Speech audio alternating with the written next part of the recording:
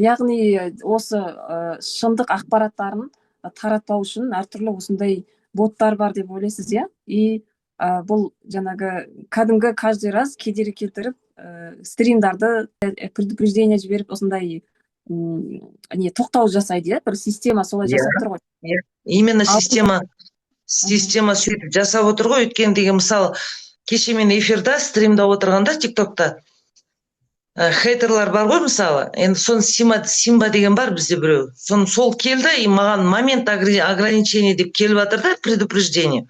Соны Симбаға айтады, мен Симба сен ба? Жалоба жазып жатқан десем, жоқ дейді. Мен емес, мен жазбаймын ғой сіздерге дейді. Сосын ана астында халықтан сұрап жатырмын да, 47 адамнан. Кім жазды? Қайсыңыз жаздыңыздар? Не үшін жаздыңыздар десем, біз емес дейді. Значит, ол боттар ғой, уже система соны жасап қойған. Қарапайым халық нақты шынайы ақпарат, табиғат мәнін білмеу керек, естімеу керек, оларға керек емес типа.